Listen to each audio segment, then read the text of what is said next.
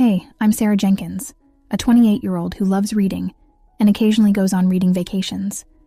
Family dynamics often lead to challenging situations, and I seek advice to navigate them better. My brother, aged 32, became an orphan 10 years ago, due to an accident our parents were in. My parents had always been a bit paranoid, so they had set a plan in case of their passing. They left a significant amount of money for each of us, and our childhood home was meant to be mine. They specified that we would have access to our share of the will when we turned 18. Since my brother was already old enough, he took his money and cut all contact with me. I had lived with my grandparents ever since, but last year, I finally got my share. I decided to move into the house and use the money to pay for my studies. I'm in my first year of medicine, and it's very expensive. I've estimated that when I finish medicine in 5 years, I will have money left to continue with what I want to specialize in and still have some left. My grandparents knew my plan and offered to help me with my living expenses, so my inheritance became exclusive to my studies until I finished. Of course, I accepted, and we have been like this for a year now. To the issue, my brother and his wife have 3 small children. My brother spent his inheritance money on a house, his wedding, cars, and expensive stuff that one doesn't need to live. My sister-in-law is a stay-at-home mom, so he was the breadwinner. My brother recently lost his job, so now their family is struggling, and they need a place to stay. So he contacted me and asked for us to meet up. When I arrived, he and his wife were already seated in the restaurant. Long story short, they said that since they were going through hard times, they expected me to hand over my house and give them my share of the inheritance to get back on their feet. Naturally, I got angry since we had barely talked or visited each other since the accident. They were just demanding I pay them. I told them that I wouldn't because I already had a plan for the money, and I was living in the house they said I could move back with my grandparents, and blew off me for being selfish. After arguing, I decided to leave. But now my cousins are saying I'm an inconsiderate idiot and should help the family out. I need to know if I'm in the wrong. So, am I the idiot? I'm questioning my decision because there are children involved, his kids, and I don't want to hurt them. Hey, have the last 10 years been great anyway? How about you give me half of our dead parents' money since I already spent mine? Not the idiot. He squandered his money. He will squander yours too, and then you'll both be broke. Be responsible with your money. At least one of you should be financially solvent, not the idiot girl. You shouldn't even be here. He cut contact with you and now expects your help. No way. I am begging you not to hand over a cent. He sounds like the type to be given a step and then suddenly take a mile. You owe him nothing. His family is not your responsibility in the slightest. Do not allow him to guilt you biologically. You're related, but they're not family. And your brother made that decision a long time ago. People love burning bridges, not realizing they'll regret it. Not the idiot. He spent his inheritance and wants the house and more money. Ridiculous. Plain and simple. Keep saying no. If he has to come live in the house and pay rent for a while, maybe. But sign the house over? The man is delusional and manipulative. I am shocked at the cheek of his suggestion. Kids are currently back in school, so both parents can get jobs to make ends meet. It may not be up to their expected standards of living, but I doubt they'll starve. So, your plan for your money is completely valid, and you have every right not to share. Update. Am I the idiot for not using my inheritance money to help my brother and his family out? A lot has happened since I posted my story, so I'll be updating it here. I first told my grandparents everything that happened, and they are supporting me. I told the cousins who were sending me messages to help my brother themselves, and they got angrier, so I blocked them. I then invited my brother and his wife to eat and offered to rent 3 rooms in my house. They asked if it was free, and I said no, but it would not be expensive. However, they kept insisting on me handing over my property, so I decided to leave. I had a conversation with my brother, and it turns out you were right. He doesn't want a relationship with me. To be honest, I'm completely heartbroken and angry because I thought things would change after that conversation. I decided I would be the one cutting contact, and my grandparents did too. I don't know if things are finished now, but I sure hope so. Thanks to everyone for the judgment and advice. You know what? This may be a blessing in disguise, since he has left no question about his nature, and made it very easy to see that he has nothing good to add to your life. Luckily, he had revealed his intentions so clearly and quickly, before you lost or suffered even more. You can now move on knowing that you made the right decision, as painful as it may be. I am so sorry to hear that your brother was just using you to access the house and your money. Going with no contact is the best way to go here. I think that moving into your house would have been disastrous for you. My first thought was that you came home from school one day and found all of your belongings in the front yard with the locks changed. Stay strong, and good luck with your medical degree. What were his justifications for demanding your house without paying? How could he possibly believe he's entitled to your house or your inheritance? How has he managed to convince your cousins that you are responsible for him? If I were you, I would cut any contact with him and his family. If you have the money, I would consult a lawyer. However, inheritances can be complex, and it may be wise to safeguard yourself just in case. Regarding the issue with the family heirloom, you are an idiot. You come across as extremely entitled. His family sees you for what you are, and they don't want you to get your hands on this family heirloom. When your daughter comes of age, this may be something they reconsider, but it's not your place to push this. They're right. You are the idiot. It's perfectly understandable for them to believe that someone they've known for 5 years won't take care of a family heirloom that is over 200 years old. That you make light of something so precious, both monetarily and sentimentally, makes me think they're right not to let you have it. You are the idiot. Your daughter is not a blood relative, and therefore should not get the necklace. The family is right to be wary, especially given that you think cooking, cleaning, and looking after your kid somehow entitles you to an allowance and pampering. Those are things you'd have to do anyway, seeing as you had your daughter before you met your husband. An heirloom is supposed to follow that family's descendants, not branch off outside the lineage. You are already benefiting greatly from their wealth. Stop clawing for heirlooms you aren't entitled to. If none of your husband's generation has a biological daughter, then it should be held in trust for whichever male grandkid has a daughter. You are exactly right. Prenups are needed. You owe your relatives an apology. If they had any brains among them, they would be rewriting wills and trusts, barring you from them, even if it means passing assets through your husband and directly to his bio kids. Enjoying the story so far? Show your support by liking and subscribing to our channel. Now, let's dive back into the story.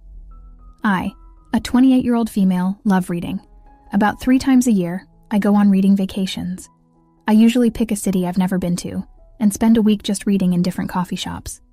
I started doing this during my university breaks, and it just stuck. Every 2 years, I go on a big trip to another city, although I always sightsee on these trips. Last year, my trip to Paris had to be canceled, and I've rescheduled it for next year. My sister, 26, who lives with my parents, heard me talking to my mom about the trip over the phone and called me later. She laid into me about how I wouldn't let her move in with me, but I could afford to go on all these expensive vacations. About 6 months ago, my sister wanted to move in with me because she had gotten pregnant and couldn't afford rent and a baby. I told her no, because I didn't have the room to house her, and I didn't want to have a newborn in my house. I work from home, and just knowing my sister, I would be doing some childcare. However, I'm child-free and have no desire to look after someone else's baby. She's now crying to my parents about how I should give her money, at least because I can afford it. They think I'm an idiot for not helping her out at all, and so does most of the family. Am I the idiot for going on reading vacations instead of helping my sister out? I'm probably not supposed to be laughing here, but I don't get your sister's logic.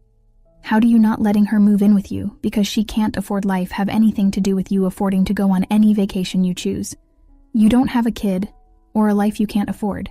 You can afford to do what you want, and what you want is to not have your sister and her newborn live with you so you can go on vacations whenever you want. This seems reasonable. You are not an idiot. Not the idiot. You didn't get pregnant. She did. You didn't choose to keep the baby. She did.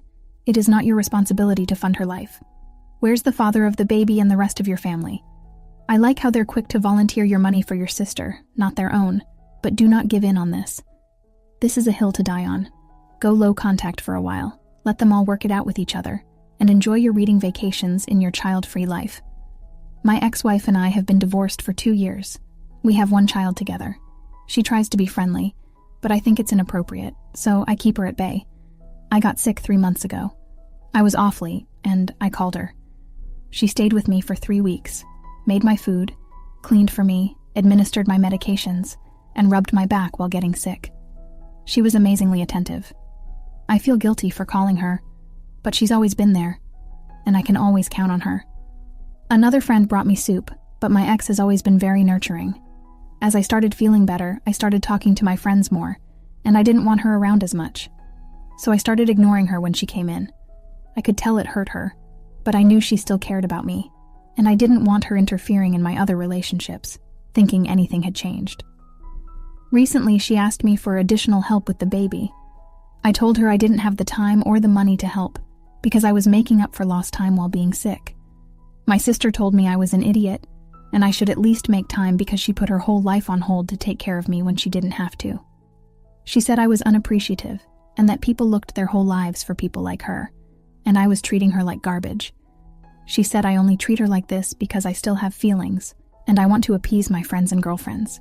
My sister called her and is helping her with the baby now, and she's turned my family against me. I missed a lot of work, and I'm making it up. Am I the idiot for not making time? Edit. We divorced because she wasn't who I envisioned myself with. I feel that love should be more passionate and spark, and where we had chemistry, she was of the old school belief that love is work and taking care of each other. I couldn't bring her around my friends either. She just didn't fit in. We've been amicable, and she's not said anything about being upset.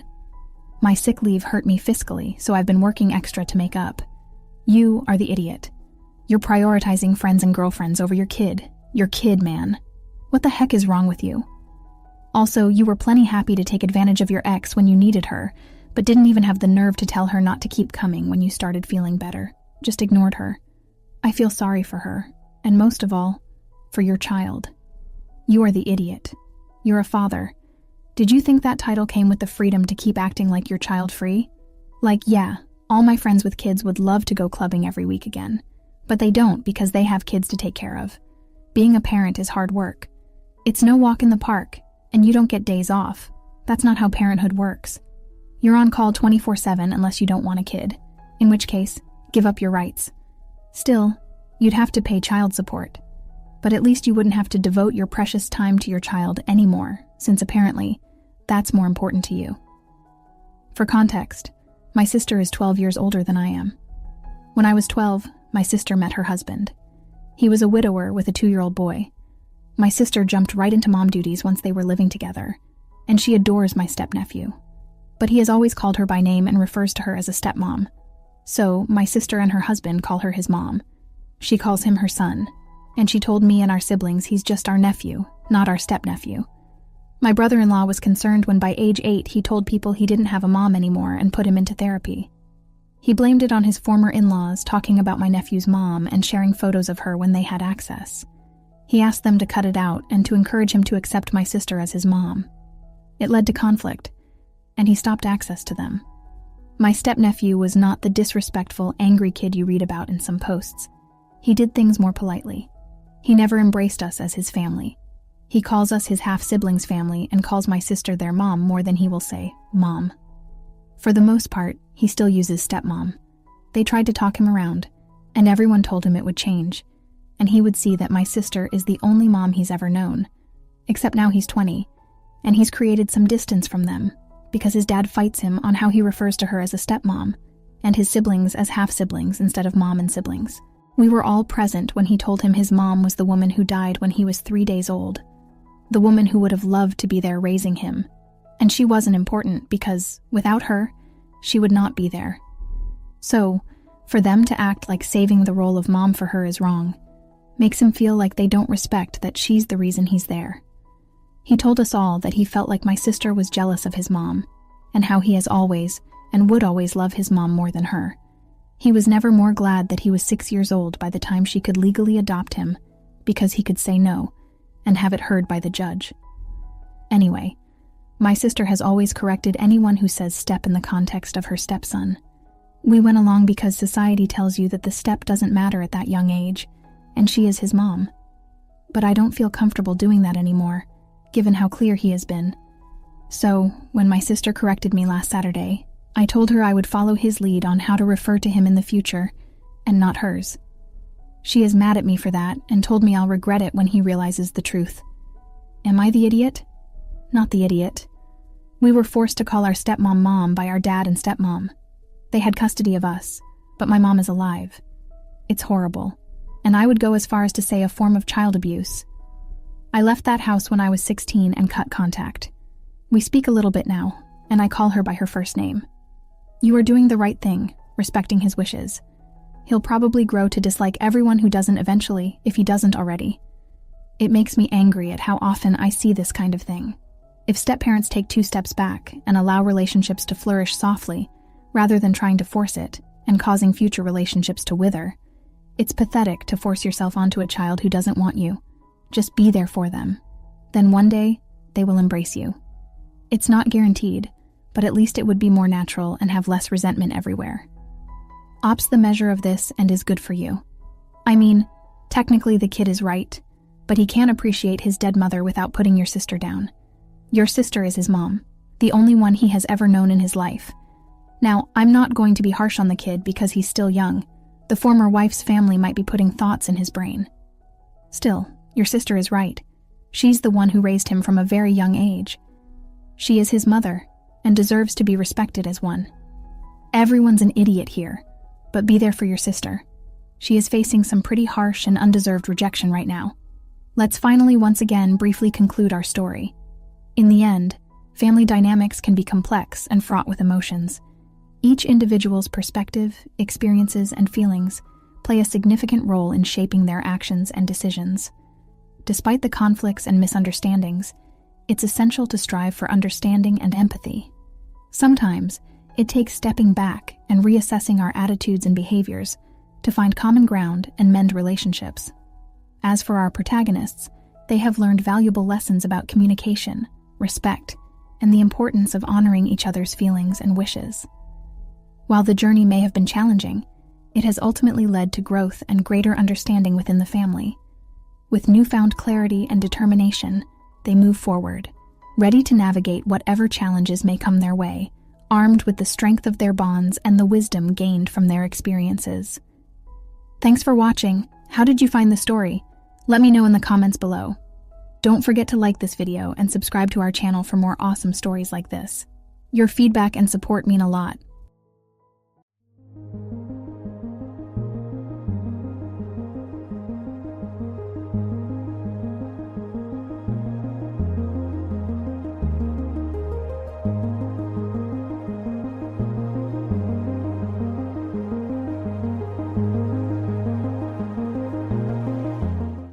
All right, everyone's presentations are done.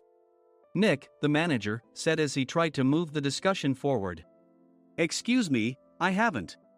I recently found out something. Nick interrupted me and began to speak. There's apparently someone in this department who didn't graduate high school and is just a part-timer.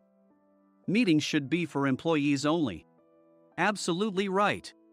His lackey, Mike, of course, agreed with Nick. I'm leaving.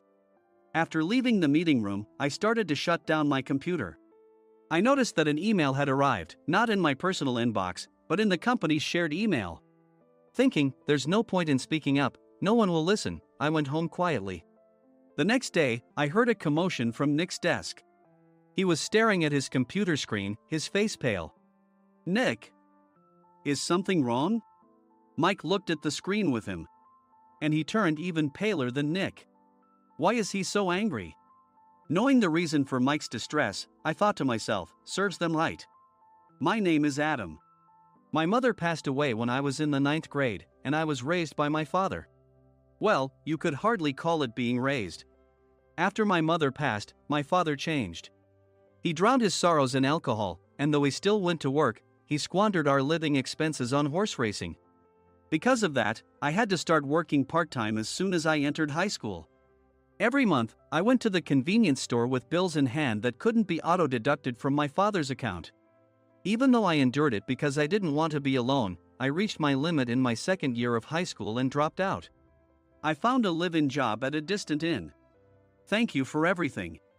The day I left home, my father, still staring at the TV, spoke. Take care. That was our last conversation. Back then, 18 wasn't the age of majority, so I needed my father's permission to work, and I couldn't hide my place of employment. Yet, my father never visited me even once.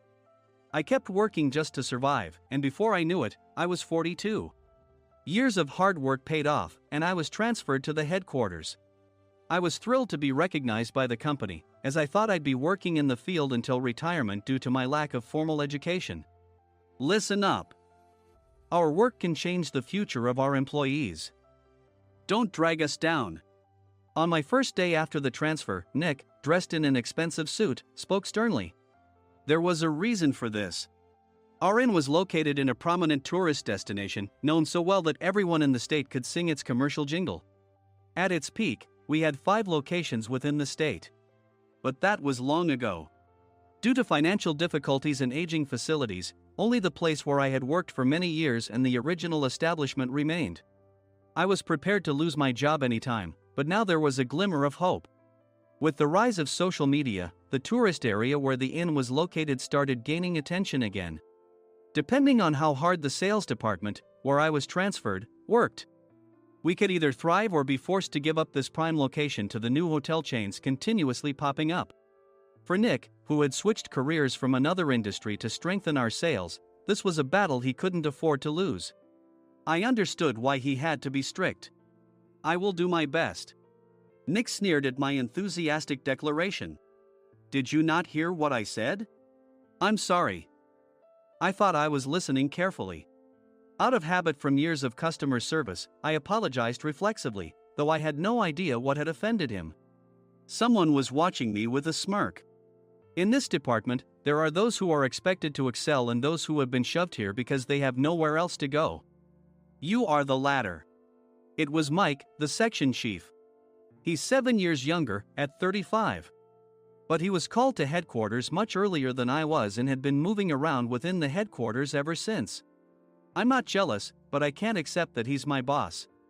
Graduating from a prestigious university, he has an unusually high pride and caused many problems as a newbie, making things very difficult for me when I was the front desk leader. When I found out Mike was transferred to the sales department a month before me, I was disheartened. Mike is right. With just a middle school diploma, there's not much you can do. Don't even think about achieving results. As if I didn't exist, Nick remarked, I'm thirsty. Mike eagerly ran to the coffee maker. It seems Mike is Nick's lackey. I regretted being happy about my transfer to headquarters, wishing I had stayed on site forever. Send a direct mail to every company on this list by the end of the day. Nick only assigned me tasks that even a new graduate could handle. What? There are over 1,000 companies. You want me to send to all of them by today? Yes, if you and your fellow misfits split the work, even those with nowhere else to go should finish by today. I glanced at the employees typing away expressionlessly. They were worn out from customer service, only thinking about leaving on time, or were women reassigned after having children, with zero motivation for work. Even Sam, a new graduate from the same university as Mike, who was supposed to be among the expected achievers, had no enthusiasm for the job, having joined the company wanting to do customer service. I don't care what they say, I plan to quit anytime, he said. Only Nick and Mike were highly motivated, making all the decisions between the two of them. I originally only wanted to work at the inn to survive and had no particular attachment to this job.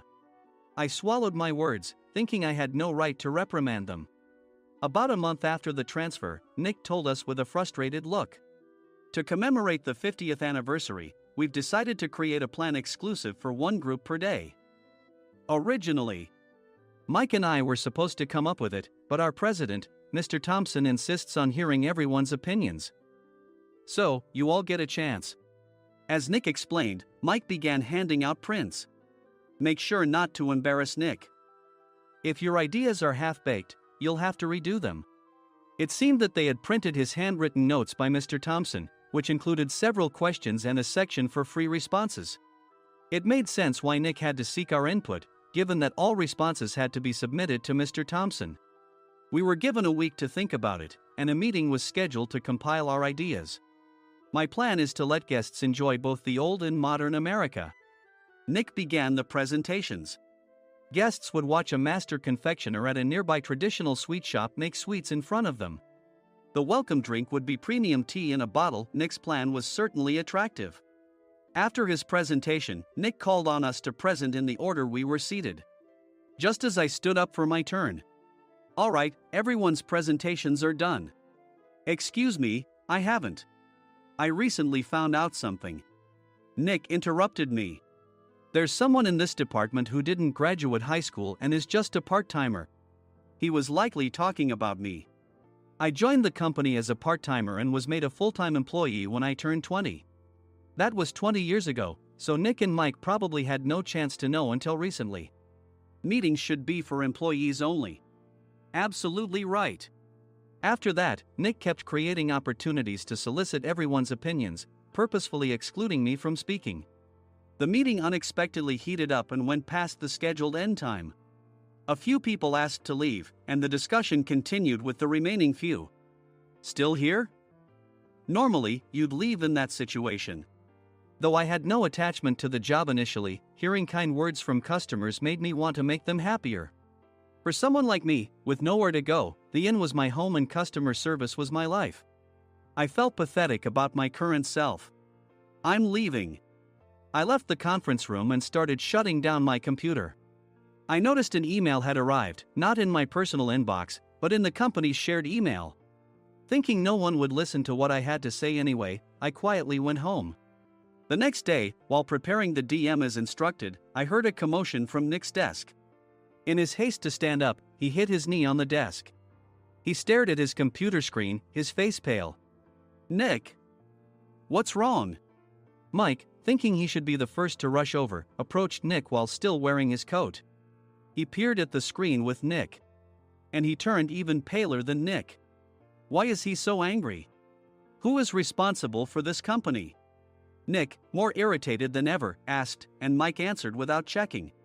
Probably Sam. Sam wasn't there because he was attending a morning training session for new hires. Nick gave up on getting angry and returned his gaze to the screen. They were looking at an email that arrived right after the end of the working day yesterday. Apparently, no one, including me, had checked it before leaving. The email was from a large company that used us for their annual employee trips. The president and executives of that company also frequently used our services personally. President of the company, Mr. Mason himself had declared that neither he nor his company would ever use our services again. Well, some companies cancel their employee trips or stop using our services due to financial struggles. Let's just move on. Mike kept wiping the sweat from his forehead with a handkerchief. Knowing why Mike was so agitated, I quietly watched their interaction. Do you know how much revenue we get from that company? We can find other guests to fill the rooms, but we'll lose the banquet costs, gift shop revenue, rental car fees, and more.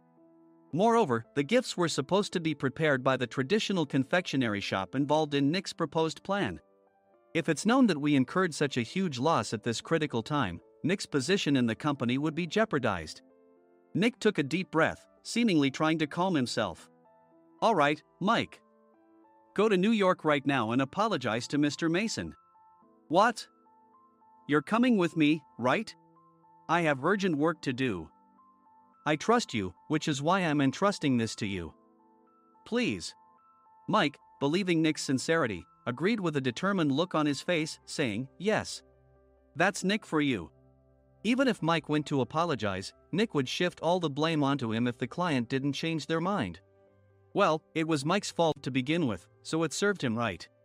About 3 hours later, Sam answered a call from somewhere and repeatedly apologized, saying, I'm very sorry. Everyone watched to see what was happening. After ending the call, he informed Nick with a weary tone. When Mike arrived at the client's company, he only made things worse, further infuriating Mr. Mason. He was demanding, get his boss here immediately. It was no wonder Sam was exhausted, dealing with such a call right after returning from training. What is that idiot doing? All right, Adam, you're coming with me. If sacrificing Mike didn't work, then I must be next. Normally, I'd want to refuse at all costs, but I saw an opportunity in this situation. If I can be of assistance, I'd be happy to join you. I immediately followed Nick, and we flew to New York. When we introduced ourselves at the reception, it became clear how serious the situation was. As the receptionist personally escorted us to the president's office. Angry voices leaked through the door, making both Nick and me uneasy. Excuse me. I'm Nick, the supervisor. I understand my subordinate has caused you trouble, and I deeply apologize. Nick, with his experience in the corporate world, knew enough to offer an apology before excuses.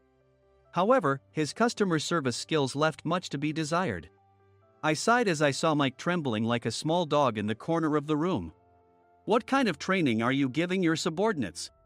Mr. Mason glared at Nick with a red face.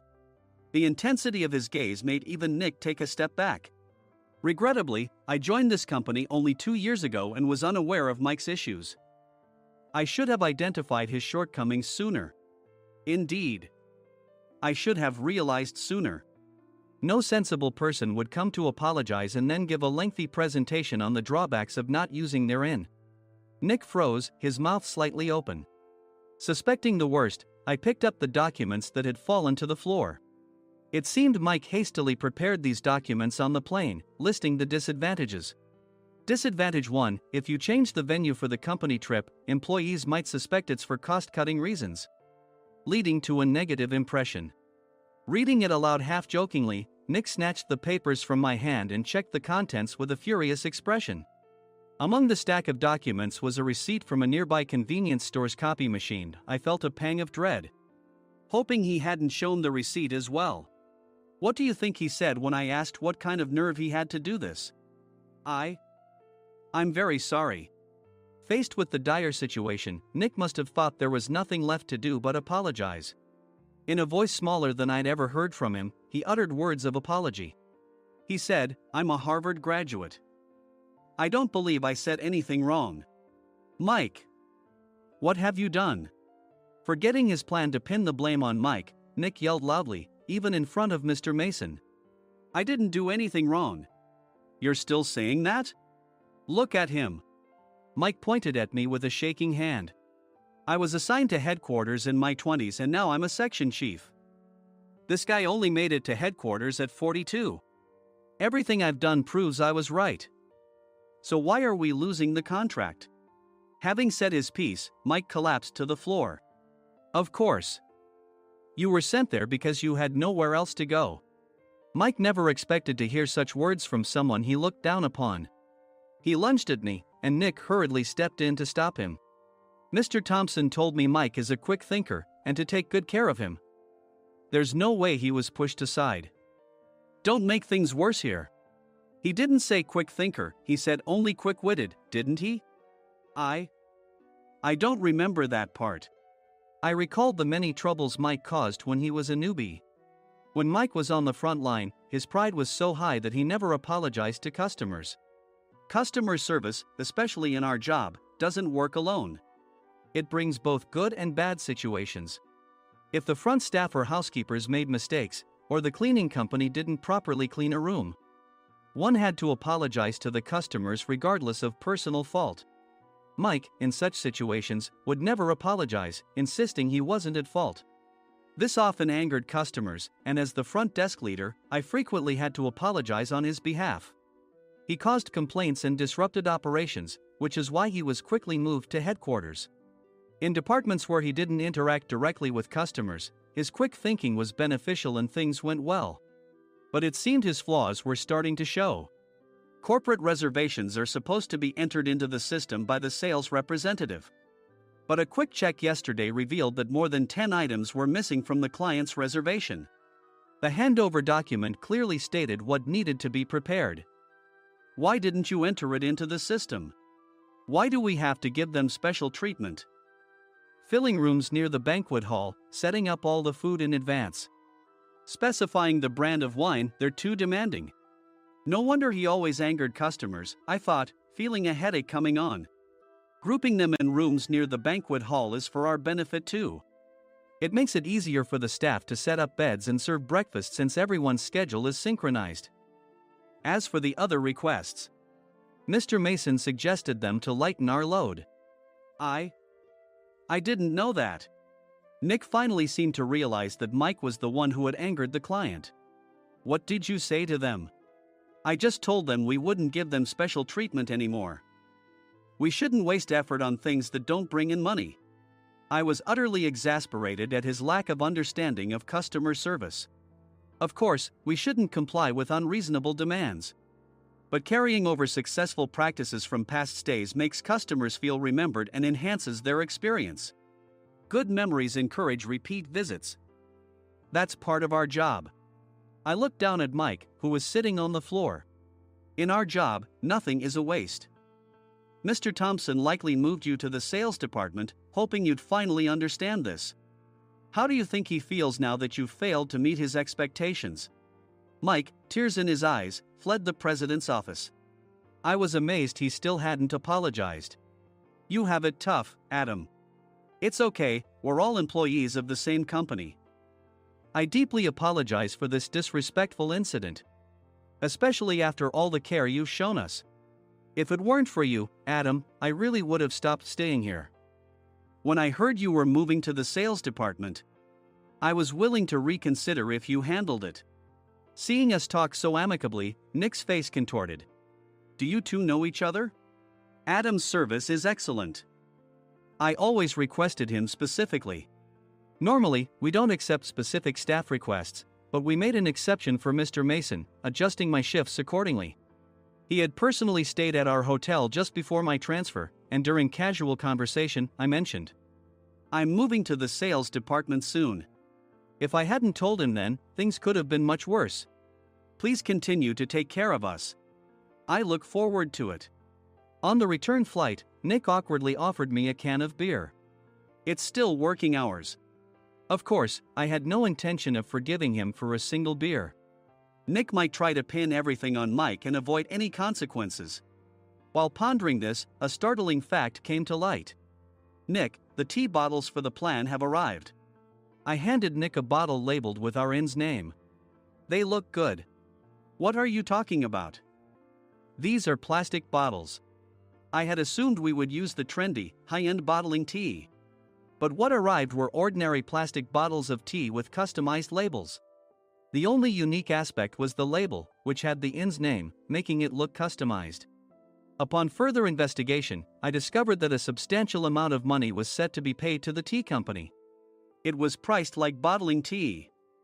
Does this plastic bottle really cost $100 each? The tea inside is specially blended for us. The extra cost is for that. Wouldn't it be better to use another tea company? Or is there a specific reason we must use this one? As Nick continued to make excuses, I showed him a printed email. I informed the tea company's president, Mr. Mitchell, that we discovered irregular payments and he confessed.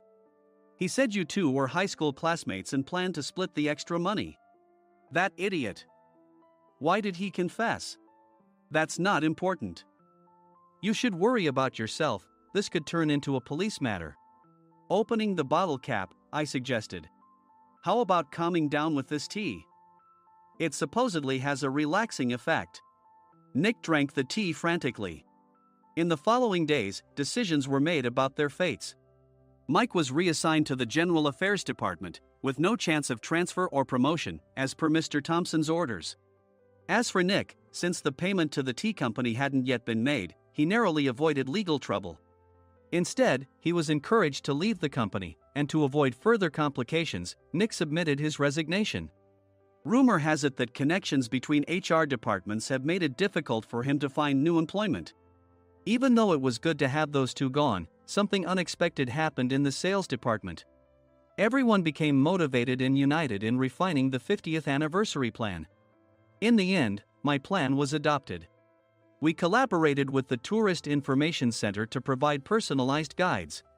The plan, tailored to the number of guests, was truly special for the 50th anniversary. Hey, is Adam's family coming to stay?